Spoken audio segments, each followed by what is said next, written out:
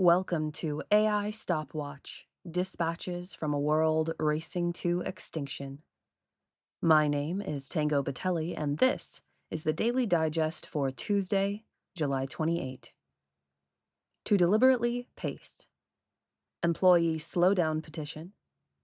Amode versus Openweight's letter. Altman singularity claim, and more. By Mitchell Howe, Alana Horowitz-Friedman, and Donald Gavro. First, let's read our dispatches from Mitch. A petition to pace the frontier. Employees of frontier AI companies want to be able to trust a mutual slowdown. More than 1,000 employees of frontier AI companies have signed on to a short statement that warns of the potential for AI development to rapidly accelerate beyond, quote, our ability to understand or control, end quote. Signatories to the new statement include 4 of Anthropic's co-founders, OpenAI's chief scientist, OpenAI's chief research officer, Meta's chief scientist, and Google's VP of AI safety and alignment. The statement makes the following call to action, quote, we request that the U.S. government support an international effort to develop the technical and governance tools needed to deliberately pace the frontier of automated AI development, end quote.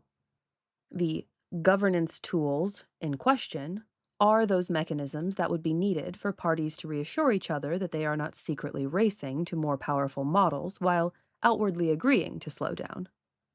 Some of those tools could be technical, like tamper-resistant chips that would be very difficult to use in unauthorized ways or in unauthorized locations without leaving fingerprints to that effect. Others would be more regulatory and political, like tighter monitoring of the AI chip supply chain. A mix of many kinds of tools will likely be needed. I, for one, am highly encouraged by the new statement.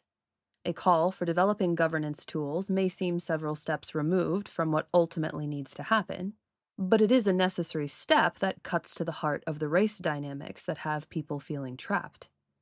And I think many policymakers are going to be surprised by how much groundwork for governance already exists. MIRI's technical governance team has been cataloging the possible tools and exploring how best to arrange them to prevent the premature creation of artificial superintelligence. This makes me optimistic that governments will soon move ahead with existing tools so that they will be prepared to move quickly on a slowdown or pause once satisfied that any missing tools can be ready by the time any international agreement is finalized. The statement's webpage includes quotes provided by signatories. Leo Gao, a member of the technical staff at OpenAI, writes, quote, the world is locked in a deadly race toward an intelligence explosion, where AI's ability to create better AIs reaches a critical point, just like a runaway nuclear chain reaction. Going slower would give us much-needed time to make it go well, but no individual actor is willing to stop unilaterally. To survive, we must coordinate to slow down the race. End quote. Amode declines to flinch. Anthropic's CEO shared reasons he won't sign the Openweight's letter, despite intense peer pressure. Among tech leaders and experts over the past several days, the open letter against bans on Openweight's models from China or elsewhere fell into the sort of cascading peer pressure I associate with episodes of social injustice. Anyone who dislikes the injustice but has reservations about proposed remedies can find themselves cornered by claims of, you're either with us or you support the injustice.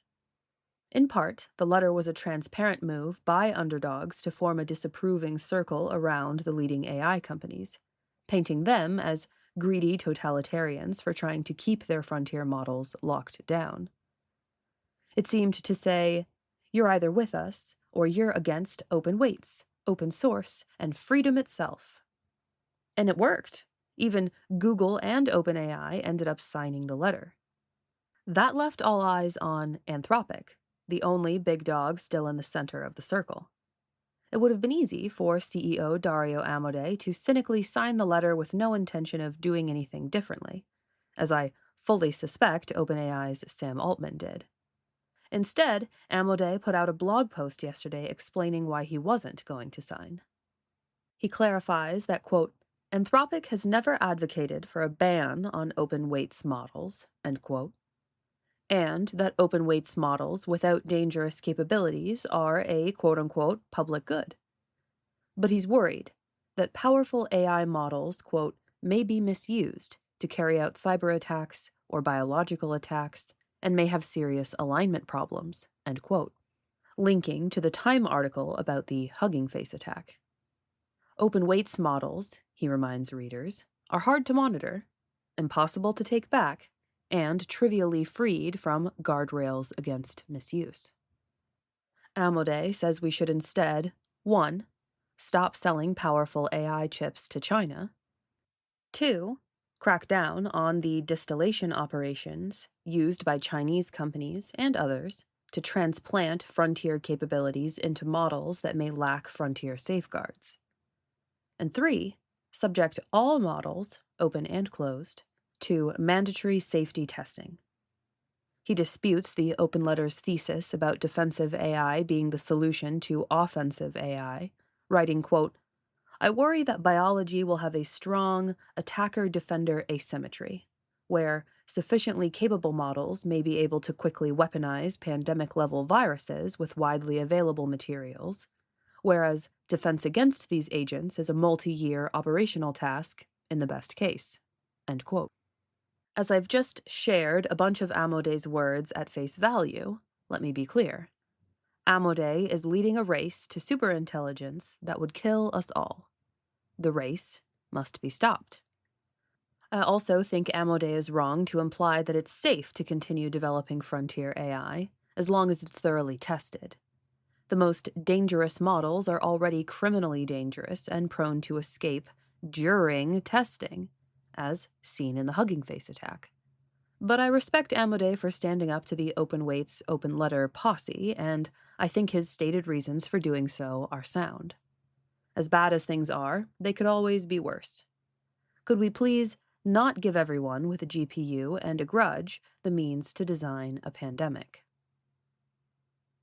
Dispatches from Alana. Best-selling book might be 60% AI.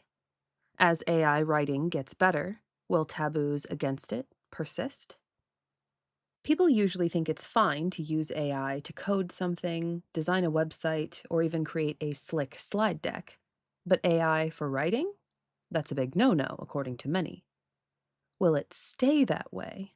A recent article in The Atlantic covers the highly praised book Daggermouth, a dystopian romance about a female mercenary who has to marry the person she was supposed to kill. Simon & Schuster acquired the book in a 7-figure deal, and it, quote, has spent months on USA Today's bestseller list, end quote. The article describes it as a quote-unquote viral hit. The catch? AI accusations. In a not yet peer-reviewed study that ran 14,000 plus randomly selected ebooks through the well-regarded AI detection tool Pangram, Daggermouth received a score of 60% AI generated. Important caveats. The author denies the allegations. Pangram isn't perfect, though it's pretty good, and the score lumps together AI generated with moderately AI assisted, the second of which carries less of a taboo. But it seems pretty clear that the book is not entirely human written. According to a University of Maryland professor unaffiliated with the study, a human-written book returning a 60% Pangram score is, quote, almost statistically impossible, end quote. When The Atlantic reporter ran Chapter 18 through Pangram, it, quote, classified the first few paragraphs as human-written and the rest of the chapter as 100% AI, end quote.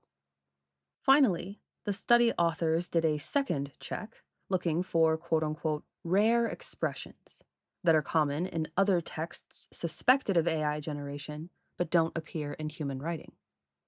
They found a bunch.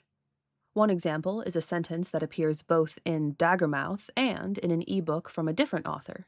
Quote, They collapsed together, a tangle of sweat-slicked limbs and racing hearts. End quote. Ew. Nevertheless, the article is careful to point out that this book seems different from AI slop. First, people genuinely like it.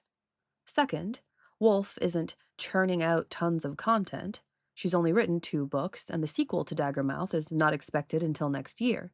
Quote, an indication that Woolf's process likely involved significant amounts of genuine human craft. End quote. Without having read the novel, I would tend to agree. If Woolf is using AI to provide feedback on her work and is giving her some rewrites that it thinks are better, is using those all that different than taking rewrites from an editor? It's fairly uncontroversial that writers shouldn't use AI to generate writing from scratch and then slap their names on it. But I don't fully understand the taboo behind using AI as an editor or thought partner, especially when it's not a taboo that applies to other fields. The main reason I'd discourage using AI for edits has more to do with quality. You can't tell from the outside whether something is coded with AI. But at least with today's tools, you can often tell when something is written by AI, and the style can be grating. Another issue, writers, who are intimately familiar with their own ideas, often overlook missing context because they fill in the gaps themselves. This can make it hard to notice when AI subtly changes their intended meaning, which it seems to do often. Of course, the signs of AI writing are only visible to people who have become familiar with them. Many Daggermouth fans certainly weren't bothered, and given how fast AI capabilities are increasing, it seems likely AI writing will get both better and less telltale. I don't think the taboo against AI writing will go away anytime soon, but it might become so unverifiable as to cease being very discussion-worthy. How will writers respond? The EU AI Act is about to become more powerful. Europe doesn't need to make its own models for regulatory leverage. I've heard a lot of talk, including from people I ordinarily respect, about Europe's place in the geopolitics of AI. They don't have their own models. How will they have any leverage? I'd like to offer a counterpoint to this. As covered by a recent Politico article, Europe is ahead in the AI regulation game, and it's about to exercise significant enforcement power over US and Chinese AI companies, despite not having leading models of its own. The reason? Europe is a huge market, and companies won't want to lose it. But to get access to European customers, non-European companies need to comply with the EU's AI Act, which requires providers of the most advanced AI models to, quote, assess and mitigate possible systemic risks, end quote. The European Commission has identified 4 of these: bioattacks, loss of control, cyber attacks, and manipulation at scale. Its AI Act has been in effect for about a year, but as of Sunday, the enforcement powers kick in. Europe's AI office will have, at least on paper, the power to, quote-unquote, monitor and supervise how well AI companies are handling these risks, which includes requesting that companies submit models for evaluation. Politico is skeptical companies will comply, repeating a familiar talking point. Quote, will the US-based frontier models open up their closed models to EU regulators? And how will Brussels deal with the rise of Chinese open-source alternatives? These are both regulatory unknowns, and yet another reminder of Europe trailing on the development front. End quote. The implication is that if Europe regulates too hard, the AI companies will decide the market isn't worth it. Without its own models, Europe will be forced to lighten things up, lest it lose access. I think the article misses an important point. Competition between China and the US will likely keep the European market extremely relevant. And with no direct competitor of its own, Europe can regulate more freely. In contrast, the US has been hesitant to regulate without China doing the same. In light of the recent Hugging Face attack, a thankfully low-stakes instance of 2 major risks that have the potential to be incredibly high stakes, loss of control and cyber attacks, an increase in European regulatory power is pretty timely. Sure, AI companies might choose to pay the fines instead of complying, But if Europe plays its cards right, the AI Act could significantly improve the current state of affairs. Adding some much needed regulation won't be enough on its own, but it's certainly welcome. Dispatch from Donald. Systems that we can't aim and we can't inspect. All the brouhaha about Sam Altman's singularity aside is missing the point. Singularity is a heavy word. Even just in the context of artificial intelligence, it's been used in a few different ways. Artificial intelligence designing a more intelligent version of itself, or technological improvement feeding faster technological improvement. But the underlying theme is an acceleration of exponential growth that outpaces our ability to keep up with it. Like crossing the event horizon of a black hole, it's hard to see what awaits you on the other side. The AI self-improvement singularity is particularly important. Beyond it, human beings are no longer driving AI progress, and no longer able to reliably predict, understand, or control what the machines do next. So it's no wonder then that people sat up and took notice when Sam Altman said, quote, "We are now, in the singularity," end quote. Another point worth mentioning, he admitted that there are, quote, "still major AI alignment issues to solve and safety issues," end quote. This was just a brief aside, a few sentences in a conversation almost exclusively about startups. But Altman's comments have set off a round of arguments about the wrong thing. Forbes' Lance Elliott, for example, makes the case that, quote, "Altman is not saying we have crossed the Rubicon and attained the AI singularity. I believe he is emphasizing that there isn't likely a tipping point. There isn't a single moment in time. It is a curve we are climbing incrementally," end quote. I think this is a fair interpretation, if not of Altman, then at least of the situation. You can't take a look at some graphs, punch a few numbers into your calculator, and say, "We have now entered the AI singularity," precisely because there are multiple competing and fuzzy definitions. Altman himself says as much not long after. It is, quote-unquote, "all one crazy exponential," and no single moment is the tipping point. So let's stick to the facts. We are in danger of losing control. Earlier this month, the machine learning company Hugging Face suffered a severe cyber attack. The responsible party was not a state actor or a criminal syndicate. It was an OpenAI agent that had escaped its testing sandbox, obtained internet access, and broken into Hugging Face servers by exploiting a chain of security vulnerabilities. That agent was not supposed to do any of those things. Quote, "still major AI alignment issues to solve and safety issues," end quote, indeed. In his podcast interview about startups, Altman said that, quote, "we are close to creating a genie that can grant any wish," end quote. I feel that this statement is inaccurate, to put it mildly. Our current AI models aren't even trickster genies who will grant your wish in a twisted way that's guaranteed to make you suffer. For all its malice, the trickster genie has an important property. It still, at least, executes the wish. The problem is in the wording, which means that careful wording is the solution. But not even the wiliest contract lawyer could solve the problem that we actually face.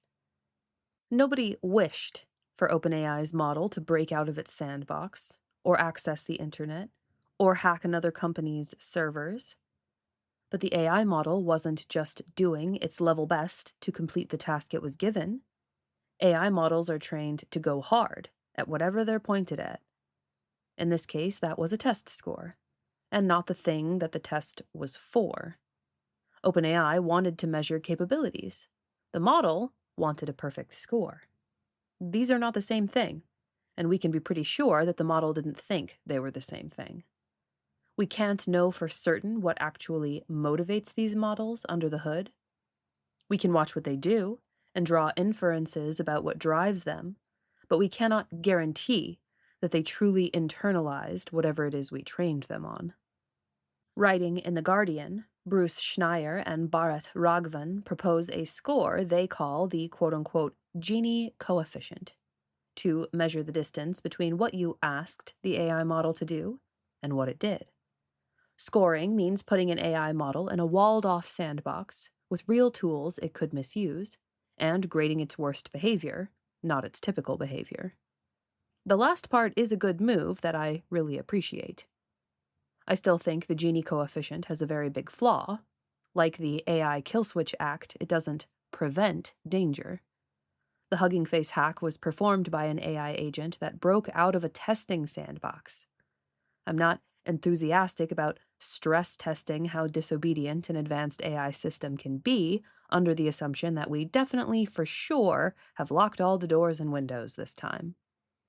Right now, the safest thing to do is to stop building these things. It's good to have a law about shutting down an AI model that acts dangerously, and it's good to have benchmarks to weigh how uncontrollable an AI model is.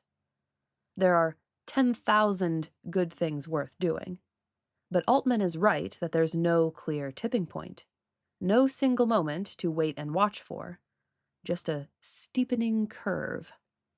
Altman calls it a quote-unquote glide path, a course that leads you smoothly and inexorably to some particular destination. If you find yourself on a glide path and you're beginning to think that the destination might not be so nice, then the best thing to do is to steer to some different path. That's all for today.